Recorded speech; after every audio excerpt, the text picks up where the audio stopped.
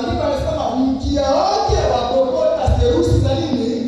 Za nyota mbinguni. Anaposema nyota, ukiona hilo nyota katika unabii inawakilisha malaika au mjumbe. Bwana tusaidie. Kwa hiyo huyu nyota silaha aliyotumia ilikuwa ni nini? Mkia wake kukokota therusi ya nyota za mbinguni. Swali, nini maana ya mkia? Tusome Isaya 9 na ule mstari wa 15. Isaya 9 mstari wa 15.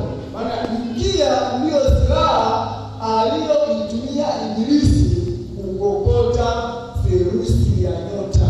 Tutasoma kwa jina la Yesu. Isaya 9:15.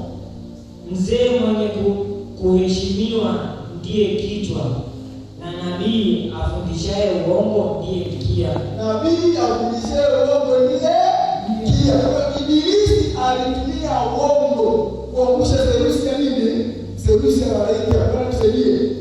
Ndio maana Yesu alipokuja katika Yohana 8:44 anasema shetani ndiye baba wa huo uongo. Kutumia silaha ya uongo aliweza kuangusha wapi?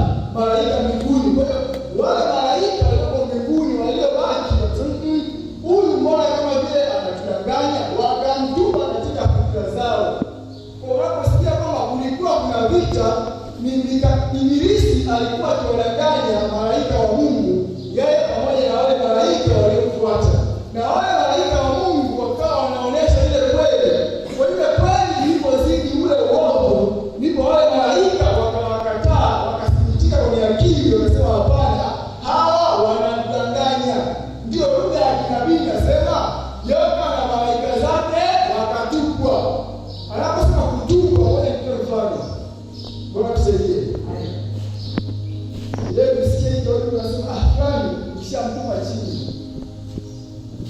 Imani, wewe ukishamtuma chini muda tu. Hiyo sieleweke hiyo. Haimaanishi kwamba amekuja nini? Katika akili nimeshamtupa, nimeshamondolea nini? Samani. Wewe ukisikia Yoka na malaika zake walitupwa chini. Maana yake wale malaika waliobaki mbinguni wakamwona Lucifer na hao wafuasi wake wameasi. Ndio lugha ya kinabii inayotumiwa pale. Ndio maana Yuda